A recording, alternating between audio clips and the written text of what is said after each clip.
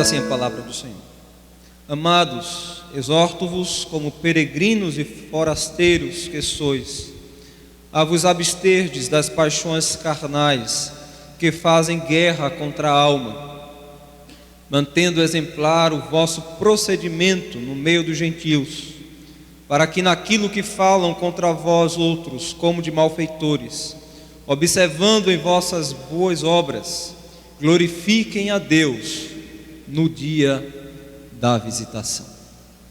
Até aí, meus irmãos.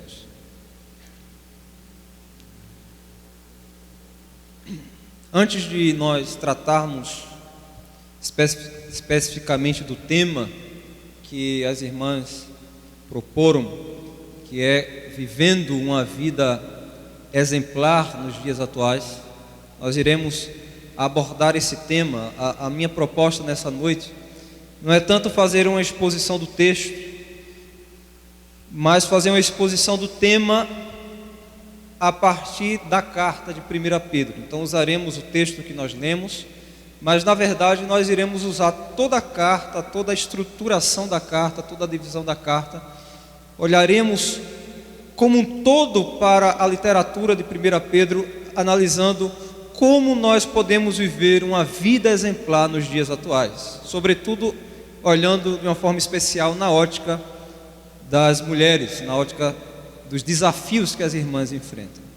Mas antes de abordarmos essa questão em si, eu gostaria de nos ambientarmos um pouco no contexto que Pedro está escrevendo, ao público a que ele está escrevendo. Se os irmãos, eu peço que os irmãos voltem um pouco a página para o capítulo 1, na parte introdutória de apresentação da carta. Pedro se apresenta como o autor desta epístola, apresentando-se como apóstolo de Jesus Cristo, ora logo alguém que tem autoridade para exortar e para orientar a igreja, e ele está direcionando esta carta, esta presente exortação, porque a carta em especial tem um caráter sobretudo exortativo. Ele está dirigindo a carta aos eleitos.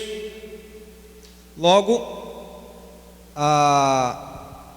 os destinatários da carta de 1 Pedro, ele, de uma forma sucinta, ele resume como os eleitos que são forasteiros da dispersão. A palavra forasteiro aqui, na verdade, está sendo utilizada em um sentido figurado, trazendo a ideia de que aqueles irmãos que estavam espalhados, diz o próprio versículo 1, estavam espalhados pelo Ponto, Galácia, Capadócia, Ásia, Bitínia, que era a região norte da Ásia Menor. Então, por toda aquela região haviam crentes em Cristo Jesus, e que eles não eram, a sua pátria não era esta presente, a sua pátria era celestial. Portanto, eles estavam como em terra estranha, eles estavam como peregrinos, como estrangeiros, passando por um tempo nesta terra, mas na verdade a sua pátria é celestial. Por isso eles são tratados pelo apóstolo Pedro como forasteiros da dispersão. A palavra dispersão, aqui teríamos duas opções: tratar de uma forma literal, de fato, a dispersão que aconteceu com os judeus em várias etapas da história, sobretudo no final, em Atos dos Apóstolos, quando a igreja começa a ser perseguida, e os crentes ali no capítulo 8, com a morte de Estevão, começam a se espalhar mais uma vez. Ou, como eu entendo que é mais viável, dispersão aqui também está sendo tratada de uma forma figurada, porque forasteiro é figurado. Logo, a palavra dispersão aqui também dá uma ideia de figurado, ou seja, é a ideia de que a igreja de Cristo, a igreja que estava ali na Ásia Menor, eram cristãos que estavam espalhados, forasteiros, peregrinos, dispersos. Portanto, Pedro está escrevendo aos eleitos de Deus espalhados por toda aquela região. E ele diz que esta eleição, no versículo 2, se deu por uma tarefa da Trindade. por um exercício, por uma tarefa, por um esforço de toda a Trindade.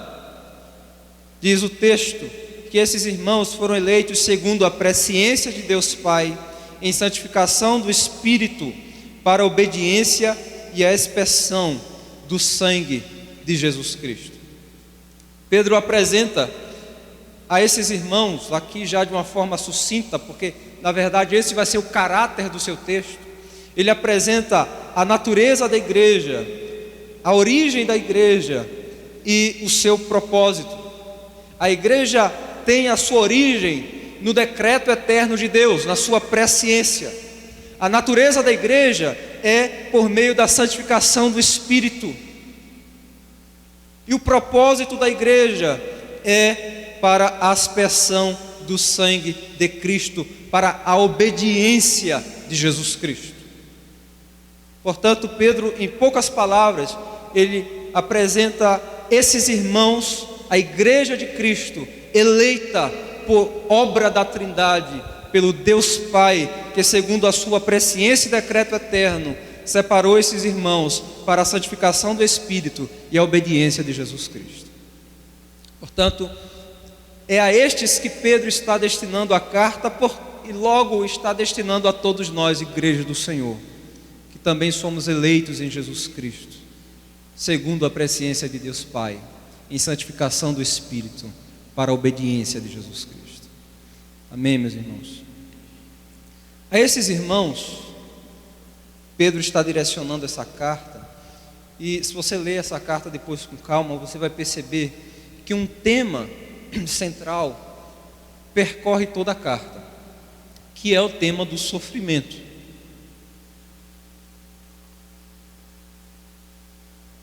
E isso ocorre exatamente pelo momento histórico em que Pedro está escrevendo a carta e aqueles irmãos estão vivendo.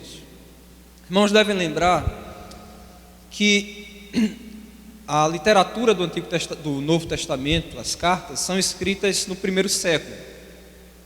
1 Pedro, provavelmente, ela foi escrita um pouco depois dos escritos de Paulo, porque Pedro se refere às epístolas paulinas. Logo vai ficar entre 62 a 68 depois de Cristo.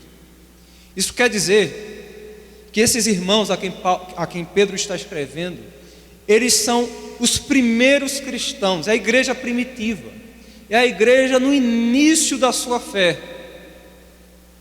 Logo, vários questionamentos, vários dilemas surgem na cabeça desses irmãos.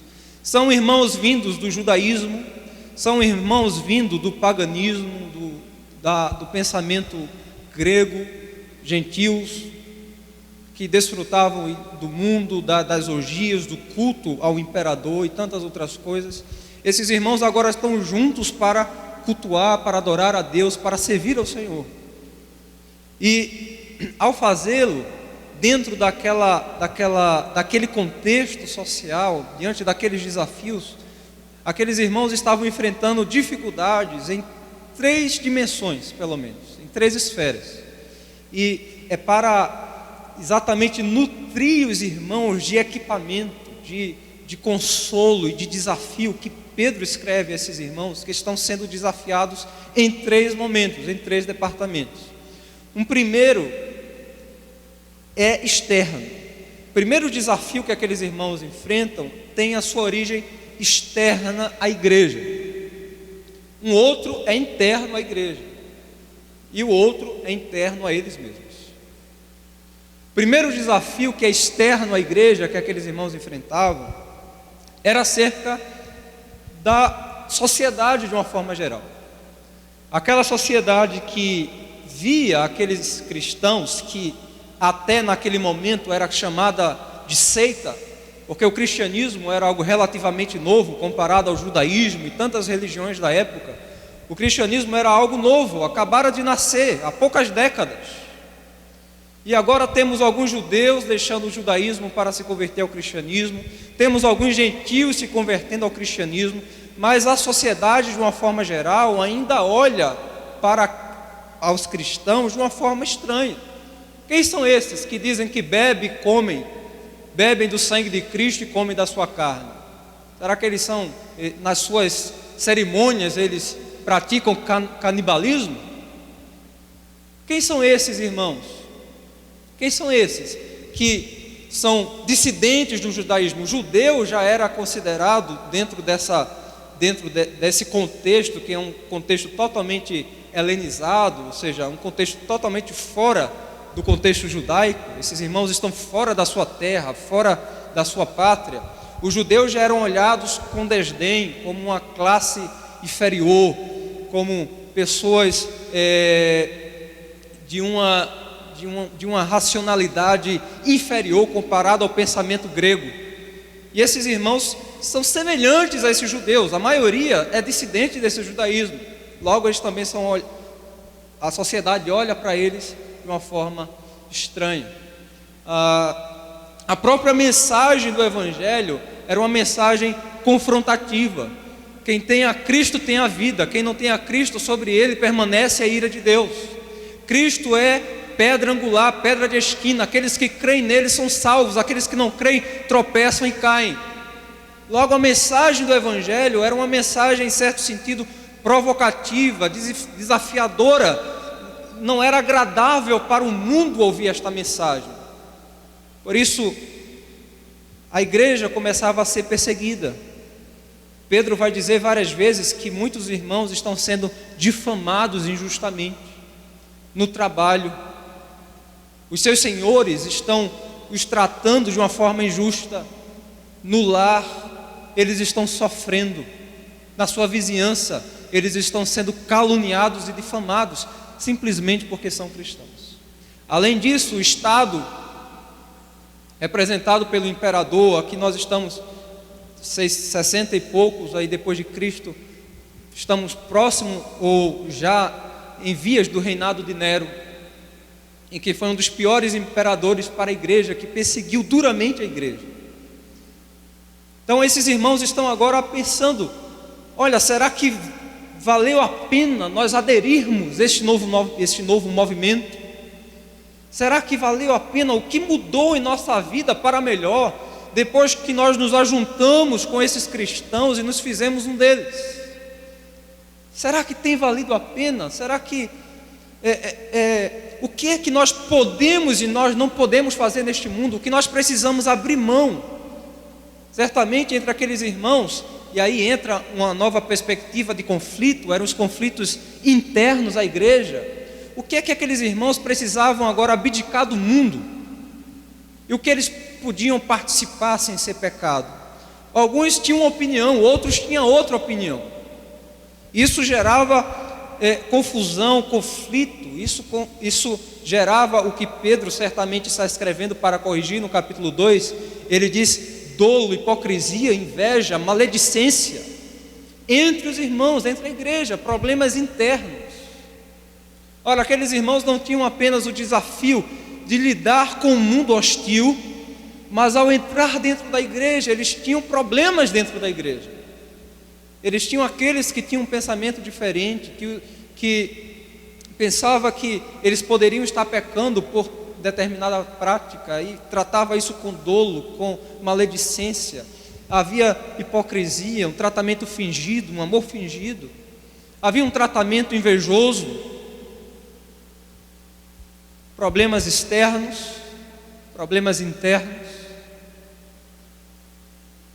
Mas o pior de todos os problemas, e a terceira perspectiva dos conflitos que aqueles irmãos enfrentavam, era o problema intracorpus, era o problema interno a eles mesmos. É o que Pedro vai escrever todo o tempo, dizendo no capítulo 2, versículo 11, que nós lemos: irmãos, vocês devem se abster das paixões carnais, que fazem guerra contra a alma.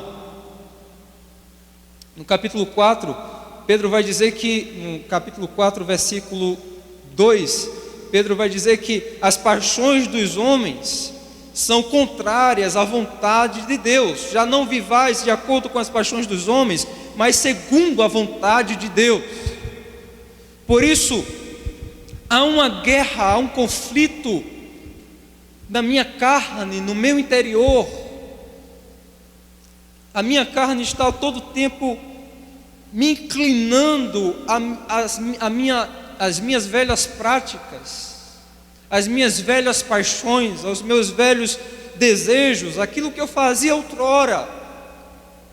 A minha carne está o tempo todo me convidando a se deleitar e a se deliciar mais uma vez nessas coisas. Mas eu sei que isso é pecado, eu sei que isso não agrada a Deus, eu sei que a graça de Deus me salvou para me livrar também dessas coisas, mas há uma guerra, há um conflito interno. Por isso, Pedro ele escreve a esses irmãos para ensiná-los como viver neste mundo diante de tantos conflitos. Conflitos fora da igreja, conflitos dentro da igreja, conflitos no seu próprio coração. Certamente, meus irmãos, todos nós, em especial as irmãs, enfrentam diversos desses conflitos. Externamente, depois que você aceitou a Cristo e decidiu viver de uma forma diferente, talvez você tenha sido difamado ou difamada.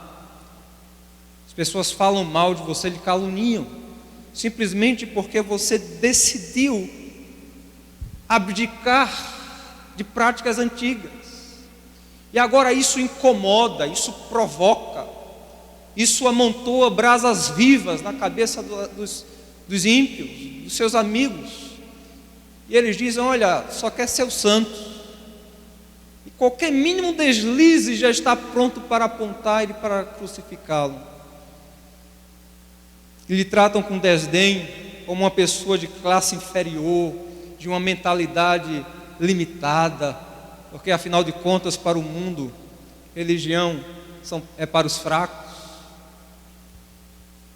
Temos aí, numa crescente, as ideias do feminismo, que está o tempo todo convidando as mulheres para lutarem por direitos iguais, mas não apenas direitos iguais, mas funções iguais. A família, o modelo de família tem sido totalmente destruído pela sociedade, sem ela ter o direito disso. Muitas das irmãs talvez não tenham esposo cristão e enfrentam conflitos diariamente por conta de uma fé que é diferente.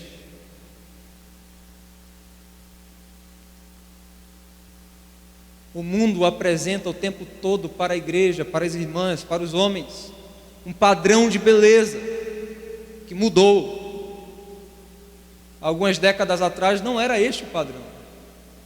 Mas agora, quem diz o que é belo não é mais a escritura sagrada, mas é a Globo, é a novela, é o filme, é a atriz, é o ator. Padrão de arte, de estética, de beleza é ditado por este mundo. E muitas vezes nós estamos o tempo todo absorvendo todas essas coisas, anelando desesperadoramente aquele corpo ideal, aquele jeito ideal, aquela forma que é o jeito que a mulher tem que ser hoje, tem que ser. Quando Pedro vai dizer na Escritura Sagrada, no capítulo 3 da sua carta, que não seja o adorno da mulher, não seja ele exterior, com frisado do cabelo, adereços de ouro, de aparato vestuário, mas seja o homem interior do coração, unido ao incorruptível trajo de um espírito manso e tranquilo, que é de grande valor diante de Deus. Pedro não está dizendo que você não possa usar nada no cabelo, né? Há algumas décadas atrás as igrejas pensavam isso, mas ele está dizendo: não seja a beleza da mulher essas coisas, não seja a sua elegância isso, mas seja um espírito tranquilo e reto diante de Deus. Mas o mundo, meus irmãos, as pressões externas à igreja está o tempo todo pressionando, o consumismo, o conflito o tempo todo. Certamente essas coisas tomam às vezes 24 horas sua mente, as suas energias, as suas emoções. quando também os conflitos internos à igreja. Quantas vezes você chega na igreja procurando um lugar de paz, de consolo, de afago, de congraçamento, e o que você encontra é inveja, é disse-me-disse, é hipocrisia, e você não resiste, acaba entrando no meio também. São conflitos eternos, e você se para pensar, será que vale a pena servir a Deus? E diante de tudo isso, a sua carne está como um leão faminto diante de um banquete extraordinário, querendo se alimentar. E o tempo todo você é levada a lances, insights de desejos, de sensações que você poderia saciar, as suas cobiças, os seus desejos. Por isso, meus irmãos e minhas irmãs, a mensagem de 1 Pedro tem tudo a ver conosco, tem tudo a ver com as irmãs, porque assim como aqueles irmãos do primeiro século enfrentavam conflitos que precisavam da exortação aqui presente para serem orientados, nós também precisamos. Por isso eu quero convidá-la a entender qual foi a linha de raciocínio que o apóstolo Pedro utilizou, inspirado pelo Espírito Santo, para fortalecer aqueles irmãos a enfrentar tais conflitos e tais desafios. Em primeiro lugar, a primeira mensagem que nós encontramos na primeira epístola de Pedro, visando exortar aqueles irmãos a como enfrentar tais conflitos, em primeiro lugar, primeira mensagem, é que aqueles irmãos deveriam nutrir as suas mentes com a natureza da salvação. Eles deveriam ocupar a sua mente com a natureza da grande salvação com que eles foram salvos. É por isso que Pedro inicia a carta, já no versículo 2, apresentando a quem ele está destinando a carta, aos eleitos em Deus. Ele já apresenta de uma forma trinitária a obra da salvação. E no versículo 3 em diante, até o versículo 12, Pedro então se debruça de uma forma maravilhosa sobre a doutrina da salvação, como Deus, de uma forma misericordiosa e bondosa, nos regenerou para uma viva esperança. Perceba, versículo 3: Bendito Deus e Pai de nosso Senhor Jesus Cristo, que segundo a sua muita misericórdia, nos regenerou para uma viva esperança, mediante a ressurreição de Jesus Cristo dentre os mortos, para uma herança incorruptível, sem mácula, imacessível, reservada nos céus para vós outros, que sois guardados pelo poder de Deus, mediante a fé, para a salvação, preparada para revelar-se no último tempo.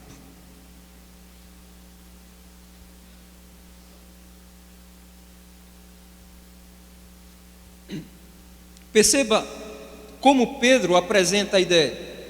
Ele diz que ele louva a Deus, Pai, pela sua grande misericórdia, que nos regenerou para uma viva esperança. E essa esperança, ela tem a sua garantia na ressurreição de Jesus Cristo dentre os mortos. E mais uma vez ele repete: ele nos regenerou para uma herança incorruptível. E essa herança, Pedro classifica, adjetiva de 3 formas. Essa herança é incorruptível, ela é sem mácula, ela é imacessível, ou seja, ela não murcha, ela não desvanece. Ora, Deus nos salvou segundo a sua muita misericórdia, Ele nos regenerou, Ele nos gerou mais uma vez para uma esperança que é viva, meus irmãos. Essa esperança, ela tem a sua garantia na obra de Jesus Cristo, na sua ressurreição. Ela tem a sua garantia no fato, versículo 5, pelo fato de que nós somos guardados pelo poder de Deus mediante a fé. Esta é a garantia que nós temos. E esta herança, ela não murcha, ela é incorruptível, ela não tem mácula. Então, no versículo 6, Pedro diz: nisso exultais. Nisso exultais. Ora, se você não tiver, meu irmão, na sua mente nenhum motivo para se alegrar, para permanecer, para perseverar, quando você vem do mundo pressionado, com tanta coisa na cabeça, a cabeça fervilhando, você chega na igreja, encontra tantos problemas, você olha dentro para você e vê a sua carne bramando como um leão, exulte no fato de que o Deus de misericórdia te salvou, segundo a ressurreição de Jesus Cristo, para uma esperança que é viva, que é imutável, que não murcha, que não desvanece. Nisso exultais. Exultai na salvação operada pela Trindade. Então, do verso 7 em diante, Pedro fala como essa salvação, desde o Antigo Testamento, ela tem sido anunciada pelos profetas, ao ponto de que os próprios anjos, eles ficam perplexos, eles ficam extasiados ao perceber a obra do Evangelho na vida do homem, na vida da mulher. O texto diz que eles anelam perscrutar, conhecer, porque é algo tão elevado. Os anjos olham para o que Deus está fazendo na minha e na tua vida, e eles colocam a mão na cabeça e dizem: como é possível? Como Deus conseguiu transformar pecadores como estes? Como Deus tem operado coisas tão grandiosas? Como isso é possível? Os profetas por todo o Antigo Testamento anunciaram, os anjos estão perplexos, contemplando o agir de Deus. Por isso, no versículo 13, Pedro começa a instruir os irmãos como eles deviam viver uma vida santa. Mas ao fazê-lo, ao dar tal instrução, ele inicia desta forma: por isso, cingindo o vosso entendimento, sede sóbrios. Por isso, cingindo o vosso entendimento. Ora, meus irmãos, antes de falar como viver uma vida santa, antes de falar como aqueles irmãos deveriam proceder diante de um mundo ímpio, diante de um mundo em trevas, Pedro apresenta de uma forma clara a salvação, a regeneração, a maneira que Deus redimiu aqueles irmãos, a forma gloriosa que Deus os elegeu. E então, a partir deste conhecimento, a partir desta verdade, Pedro diz: olha, meus irmãos, por isso, por tão grande salvação, então vocês devem cobrir, vestir o lombo do entendimento de vocês dessa verdade, para que então vocês vivam uma vida santa. Por isso, a primeira verdade nessa epístola que nós podemos conhecer de como resistir a este mundo, como resistir a tantas pressões, é nutrindo a nossa mente da grande salvação que Deus operou em Cristo Jesus. Capítulo 2, mais uma vez Pedro repete a ideia, só que agora ele faz de uma forma contrária, no sentido contrário. Ele diz: despojando-vos, portanto, de toda maldade. Olha, agora não é cingir, agora é tirar toda maldade, é tirar a vida velha, é tirar todo dolo, toda hipocrisia, para que então você possa se revestir, desejar ardentemente, como criança recém-nascida, o genuíno leite espiritual para crescimento para a salvação. Chegando-vos, versículo 4, para ele, Cristo, a pedra que vive, rejeitada assim pelos homens, mas para com Deus eleita e preciosa. Vocês devem viver uma vida santa e despojar-se. Mas como fazê-lo? Achegando-se a Cristo, pedra preciosa, rejeitada, mas eleita de Deus. A segunda verdade, meus irmãos, que nós podemos extrair do texto, da carta de Pedro, de como nós devemos viver neste mundo, é nutrindo a mente com o exemplo de Cristo. Em primeiro lugar, nutrindo a mente com a salvação, com a obra da salvação. Em segundo lugar, é nutrindo a nossa mente com o exemplo de Cristo, porque é esse o raciocínio que Pedro vai utilizar. Só há duas formas na argumentação de Pedro. Ora, ele vai dizer: meus irmãos, vocês devem viver uma vida santa, porque olha a obra que Deus operou na vida de vocês em Cristo Jesus. Olha que tão grande salvação. E o segundo caminho é: olha o exemplo de Cristo. No capítulo 2, versículos 21 em diante, diz assim: portanto, para isto mesmo fostes chamados, pois que também Cristo sofreu em vosso lugar, deixando-vos exemplo para seguirdes os seus passos, o qual não cometeu pecado, nem dolo algum se achou em sua boca. Pois ele, quando trajado, não revidava com traje, quando maltratado, não fazia ameaças, mas entregava-se àquele que julga retamente. Capítulo 4 agora, versículo 1. Ora, tendo Cristo sofrido na carne, armai-vos também vós do mesmo pensamento, pois aquele que sofreu na carne deixou o pecado, para que no tempo que vos resta na carne, já não vivais de acordo com as paixões dos homens, mas segundo a vontade de Deus. E mais pelo menos umas 2 vezes, Pedro segue o raciocínio de que esses irmãos deveriam viver uma vida santa por causa do exemplo de Cristo, porque Cristo viveu de forma obediente a Deus, foi servo obediente.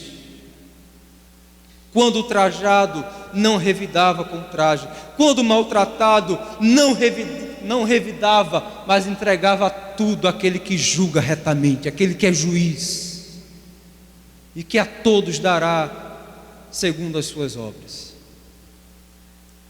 Pedro aponta, meus irmãos, para o exemplo de Cristo.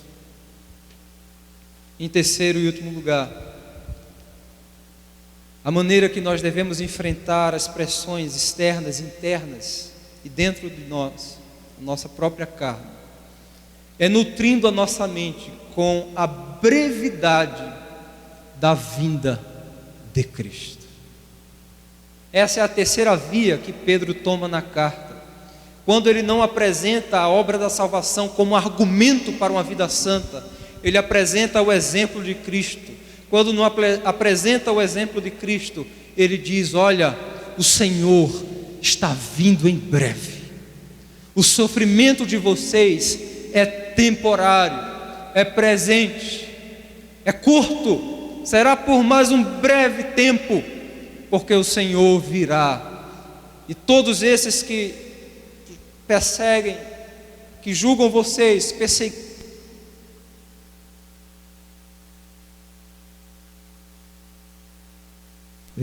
voltou. Amém. Todos esses que estão perseguindo a igreja, maltratando a igreja, eles receberão o seu pagamento no dia final do justo juiz. Veja o que diz no capítulo 1, versículos 4. Pedro apresenta para uma herança incorruptível, como nós falamos. Versículo 5: porque sois guardados pelo poder de Deus mediante a fé para a salvação preparada para revelar-se no último tempo. Versículo 14: como filhos da obediência, não vos amoldeis às paixões que tinhas anteriormente na vossa ignorância. Pelo contrário, segundo é santo aquele que vos chamou, tornai-vos também vós mesmos santo em todo o vosso procedimento.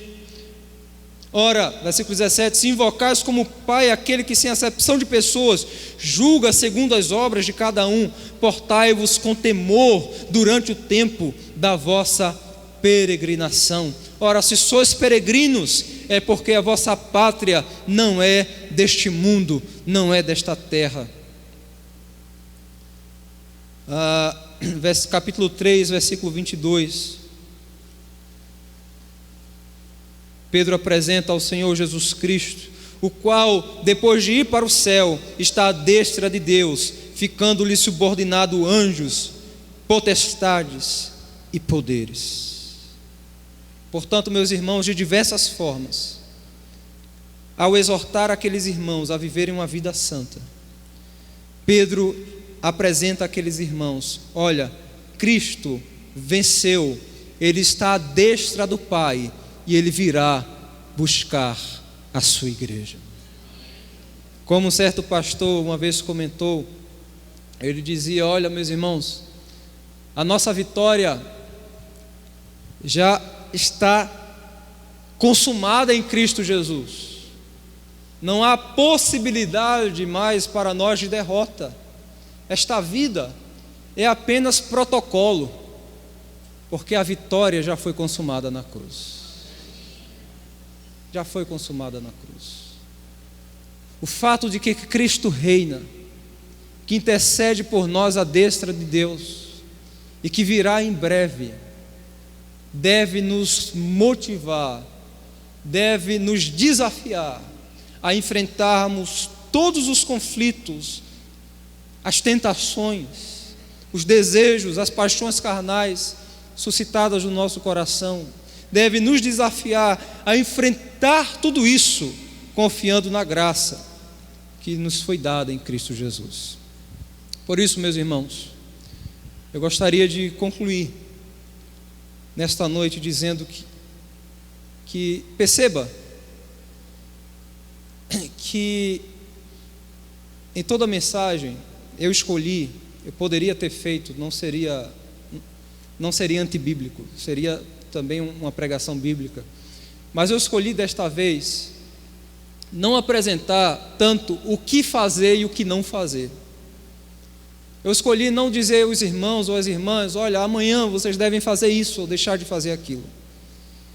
Poderia fazê-los sendo fundamentado na Sagrada Escritura, mas isso ficaria para um segundo momento, porque eu entendo que não dá para falar de viver vida santa sem antes apresentar em que base, em que fundamento está uma vida santa.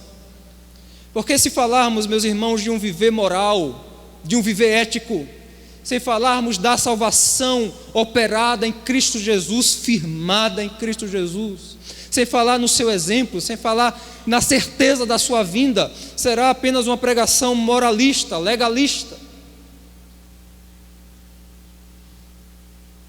Estaremos envolvidos simplesmente no que fazer ou deixar de fazer, sem entendermos qual é a razão dessas coisas. Se buscarmos, meus irmãos, diariamente enfrentarmos o mundo, enfrentarmos os desafios dentro da igreja, se buscarmos diariamente enfrentarmos a nossa carne com nossa própria força, com nossos próprios esforços, nós perderemos, ficaremos prostrados. Mas se pelo contrário, cingirmos a nossa mente com a doutrina da salvação, com a obra bendita de Jesus Cristo, nós venceremos tudo isso. Venceremos tudo isso. Por isso, o caminho que Pedro escolheu para exortar a igreja é o mesmo caminho que eu escolho para exortar os irmãos nessa noite. A única maneira de viver de uma forma exemplar neste mundo é olhando para Cristo, sua obra, sua vida, o seu reino eterno. Cristo é glorioso, Cristo é exaltado, Ele é mais precioso do que tudo que há. Ele me salvou, eu miserável pecador, uma salvação que não mereço. Deus se revelou bondoso e misericordioso para comigo. A Trindade, de uma forma maravilhosa, se envolveu para me salvar. Por isso eu devo viver uma vida santa. Por isso eu devo dizer não ao pecado. Cristo nessa noite te chama a viver segundo a vontade de Deus. Talvez você por muito tempo olhou a mensagem do Evangelho. Alguns às vezes entram na igreja, ouvem a mensagem e dizem: olha, como é difícil ser crente. Um dia eu vou entrar para essa lei dos crentes, não é? As pessoas dizem isso às vezes quando a gente está evangelizando elas. Um dia eu entro para a lei dos crentes. Um dia eu vou conseguir. Olha, todos esses que estão aqui servindo a Cristo, eles não estão porque um dia disseram: eu vou conseguir, mas porque eles se renderam como mendigos, com mãos vazias. Eles se achegaram a Deus, reconhecendo que eram pecadores, dizendo: Senhor, as minhas mãos estão vazias, eu não tenho nada para te dar. E por isso eles choraram diante de Deus. E ao chorar, eles foram consolados. Consolados, eles vivem com sede de justiça, vivem em mansidão nesta terra, vivem sendo perseguidos, mas na esperança que Cristo voltará e eles reinarão eternamente em glória com o Senhor. Que o Senhor em Cristo nos abençoe.